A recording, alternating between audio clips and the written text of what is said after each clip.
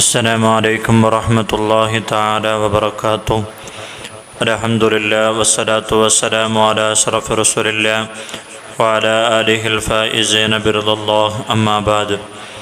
ഏറെ ആദരവും ബഹുമാനവും നിറഞ്ഞ എൻ്റെ ശബ്ദം ശ്രവിക്കുന്ന നല്ലവരായ സഹോദരി സഹോദരന്മാരെ, അല്ലാഹു സുബ്ഹാനഹു വ തആല ഞാൻ പറയുന്നതും നിങ്ങൾ കേൾക്കുന്നതും ഒരു സ്വാലിഹായ സൽക്കർമ്മമാക്കി അല്ലാഹു നമ്മിൽ നിന്നും സ്വീകരിക്കട്ടെ.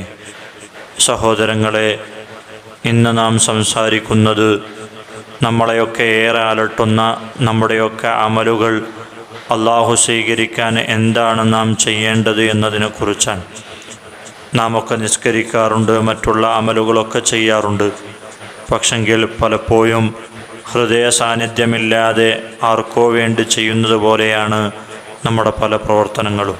എന്നാൽ മുൻഗാമികളായ പ്രവാചകരും അവരെ അക്ഷരാർത്ഥത്തിൽ പിൻപറ്റിയ സഹാബിമാരും ചെയ്ത അമലുകൾ എടുത്തു പരിശോധിച്ച് നോക്കിയാൽ അതിൽ നമുക്ക് കാണാൻ പറ്റും, ഒരു കളങ്കവുമില്ലാതെ ഹൃദയ സാന്നിധ്യത്തോടുകൂടെയായിരുന്നു അവർ അമൽ ചെയ്തത്. അതുകൊണ്ട് തന്നെയാണ് കാലിന് അമ്പ് തറച്ചിട്ട് പോലും അതെടുക്കാൻ ഞാൻ നിസ്കരിക്കാം, ആ സമയത്ത് നിങ്ങൾ എടുത്താൽ മതിയെന്ന് സഹാബാക്കൾ പറഞ്ഞത്. അവർക്ക് ലഭിച്ച ഈ അനുഭൂതി നമുക്ക് ലഭിക്കാൻ എന്തൊക്കെ നാം ചെയ്യണം എന്നതാണ് ഇന്ന് നമ്മൾ സംസാരിക്കുന്നത്.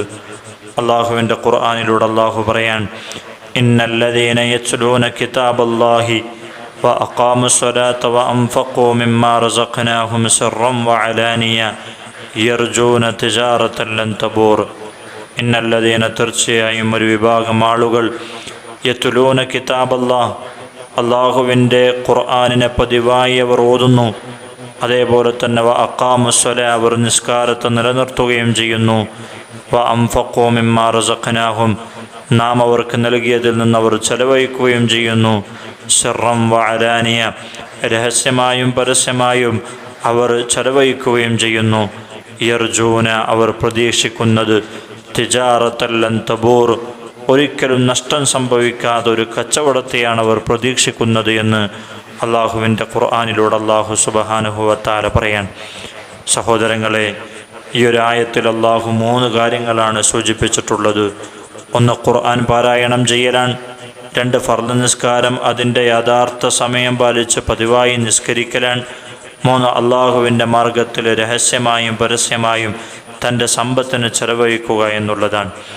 ഈ 3 കാര്യങ്ങളും ഹൃദയ സാന്നിധ്യത്തോടുകൂടെ ഒരുത്തനിലുണ്ടായാൽ അവനിക്ക് അള്ളാഹുവിൻ്റെ സ്വർഗം ലഭിക്കുന്നതാണ്. നമ്മുടെ എല്ലാ പ്രവർത്തനങ്ങളിലും ഹൃദയ സാന്നിധ്യം വേണമെങ്കിൽ ഈ ആയത്തിൽ പറഞ്ഞ ആദ്യത്തെ ഖുർആൻ പാരായണം നമ്മൾ പതിവാക്കണം. നമ്മുടെ നിസ്കാരത്തിന് അനുഭൂതി ലഭിക്കാൻ നാം ഖുർആൻ പാരായണം അധികരിപ്പിക്കണം. നമ്മുടെ മുൻഗാമികൾക്ക് അവരുടെ നിസ്കാരത്തിൽ ഹൃദയ സാന്നിധ്യമുണ്ടായത് അവർ പതിവായി ഖുർആൻ പാരായണം ചെയ്തതുകൊണ്ടാണ്. നമുക്കൊന്ന് ചരിത്രങ്ങളിലൂടെ കണ്ണോടിച്ച് നോക്കാം. ആദ്യമായി അള്ളാഹുവിൻ്റെ പ്രവാചകൻ്റെ ചരിത്രം നമ്മൾക്ക് എടുത്ത് പരിശോധിച്ച് നോക്കാം. പ്രവാചകർ സ്വല്ലല്ലാഹു അലൈഹി വസല്ലം തങ്ങളുടെ ശരീരത്തിൽ കുടൽമാല ശത്രുക്കൾ ഇട്ടപ്പോഴും പ്രവാചകർ സ്വല്ലല്ലാഹു അലൈഹി വസല്ലം തങ്ങൾ നിസ്കാരത്തിൽ നിന്ന് പിന്മാറിയിട്ടില്ല. അതുപോലെ തന്നെ നബി തങ്ങൾ രാത്രി നിന്ന് നിസ്കരിച്ച് കാലിന് നീര് വന്നപ്പോൾ ഇത് കണ്ട ആയിഷ ബീവി അള്ളാഹു റസൂലിനോട് ചോദിച്ചു, അള്ളാഹുവിൻ്റെ പ്രവാചകരെ, അങ്ങേക്ക് സ്വർഗം നിർബന്ധമാണല്ലോ, അങ്ങേക്ക് നിർത്തിക്കൂടെ? ഇത് നിർത്തിയിട്ട് കുറച്ച് സമയം നിങ്ങൾക്ക് വിശ്രമിച്ചൂടെ എന്ന് അള്ളാഹുവിൻ്റെ പ്രവാചകരോട് ആയിഷ ബീവി ചോദിച്ച സമയത്ത് അള്ളാഹിൻ്റെ പ്രവാചകർ പറഞ്ഞു, അഫല അക്കൂന അബ്ദൻ ശക്കൂറ, ആയിഷ, ഞാനൊരു നന്ദിയുള്ള അടിമയായി മാറേണ്ടേ എന്ന് അള്ളാഹുവിൻ്റെ പ്രവാചകർ സ്വല്ലല്ലാഹു അലൈഹി വസല്ലമ തങ്ങൾ ചോദിക്കുകയാണ്. സഹോദരങ്ങളെ, ഇത്രത്തോളം അള്ളാഹുവിൻ്റെ പ്രവാചകൻ എങ്ങനെയാണ് നിസ്കാരത്തിൽ ഉന്മേഷവും അതേപോലെ തന്നെ അനുഭൂതിയും ലഭിച്ചത്? ഖുർആൻ തന്നെ പറയുന്നുണ്ട്, യാ അയ്യുഹൽ മുസമ്മിൽ ഖുമിൽ ലൈല ഇല്ലാ ഖലീല നിസ്ഫഹു അവ ഇൻഖുസ് മിൻഹു ഖലീല ഔ സിദ് അലൈഹി വറത്തിലിൽ ഖുർആന തർത്തീല. അള്ളാഹുവിൻ്റെ പ്രവാചകരെ ഇത്രത്തോളം മാറ്റിയെടുത്തത് അള്ളാഹു തന്നെയാണ്. യാ അയ്യുഹൽ മുസമ്മിൽ, അള്ളാഹിൻ്റെ റസൂലിനോട് പറഞ്ഞു, ഓ പുതപ്പെട്ട് മൂടിക്കിടക്കുന്നവരെ, ഖുമിൽ ലൈല ഇല്ലാ ഖലീല, നിങ്ങൾ എഴുന്നേൽക്ക്, അല്ലയില ഇല്ല ഖലീല, കുറച്ചല്ലാതെ രാത്രിയിൽ നിങ്ങൾ ഉറങ്ങരുത്. നിസ്ഫഹു അല്ലെങ്കിൽ അതിൻ്റെ പകുതി ഉറങ്ങുക, അവിൻ ഖുസ്മിൻഹു ഖലീല അല്ലെങ്കിൽ അതിനേക്കാൾ കുറച്ചുറങ്ങുക, ഔസിദ് അലൈഹി അല്ലെങ്കിൽ അത്രയും വേണ്ട അതിനേക്കാൾ കുറച്ചും കൂടി കുറച്ച് മാത്രം ഉറങ്ങുക, വറത്തിലിൽ ഖുർആന തർത്തീല അല്പസമയം നിങ്ങൾ ഉറങ്ങിയിട്ട് ബാക്കിയുള്ള സമയത്ത് നിങ്ങൾ നിന്ന് നിസ്കരിച്ചിട്ട് അതിന് ശേഷം നിങ്ങൾ ഖുർആൻ പാരായണം ചെയ്യുക എന്ന് അള്ളാഹുവിൻ്റെ ഖുർആനിലൂടെ അള്ളാഹു പറയാൻ. സഹോദരങ്ങളെ, ഹദീസുകളിൽ കാണാം പ്രവാചകർ സ്വല്ലല്ലാഹു അലൈഹി വസല്ലം തങ്ങൾ തഹജ്ജുദ് നിസ്കരിച്ചിട്ട് ഒറ്റക്ക് പ്രഭാതം വരെ ഖുർആൻ പാരായണം ചെയ്യാറുണ്ടായിരുന്നു എന്ന് ചരിത്രങ്ങളെടുത്ത് പരിശോധിച്ച് നോക്കിയാൽ നമുക്ക് കാണാൻ പറ്റും. അപ്പോൾ അള്ളാഹിൻ്റെ റസൂലിന് നിസ്കാരത്തിലും മറ്റുള്ള അമലുകളിലൊക്കെ ഇത്രത്തോളം അനുഭൂതിയും അതേപോലെ തന്നെ ഹൃദയ സാന്നിധ്യവും ഒക്കെ ലഭിക്കാൻ കാരണം അള്ളാഹുവിൻ്റെ കലാം നിരന്തരമായി ഓതിയത് കൊണ്ടാണ്.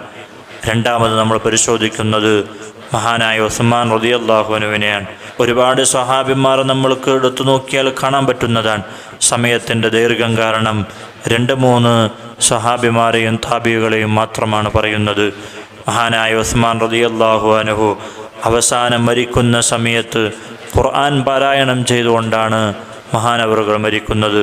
മഹാനവറുകൾ കൊല്ലപ്പെടുകയാണ് ചെയ്യുന്നത്.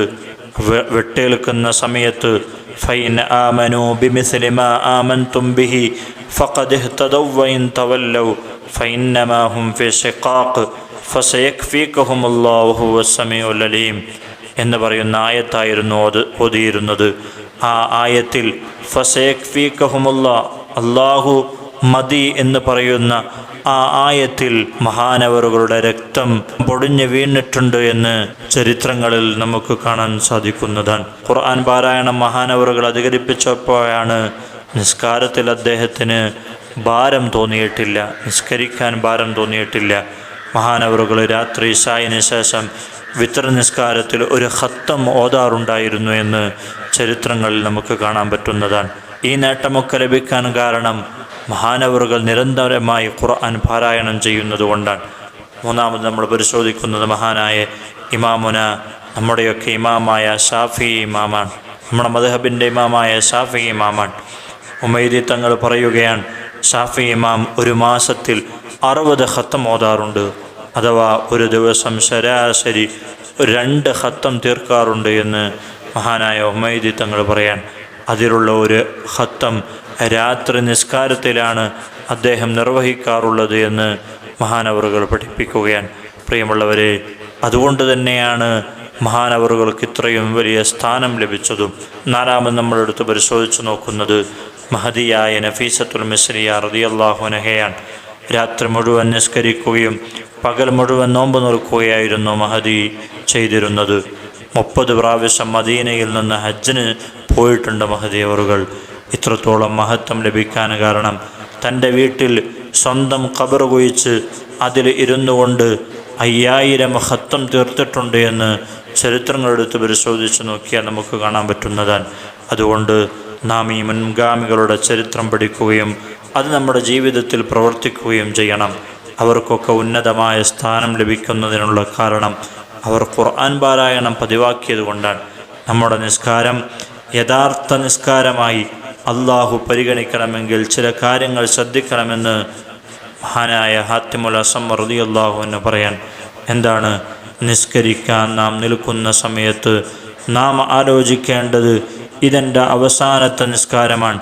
ഇനി എനിക്ക് ളുഹർ നിസ്കരിക്കുകയാണെങ്കിൽ ഇനി അസർ നിസ്കാരം വരെ ഞാൻ ഉണ്ടാകണമെന്നില്ല. ഇതെൻ്റെ അവസാനത്തെ നിസ്കാരമാണെന്ന ബോധ്യത്തോടുകൂടെ നിസ്കരിച്ചാൽ അവൻ്റെ നിസ്കാരം അള്ളാഹു സ്വീകരിക്കുക തന്നെ ചെയ്യുന്നതാണ്.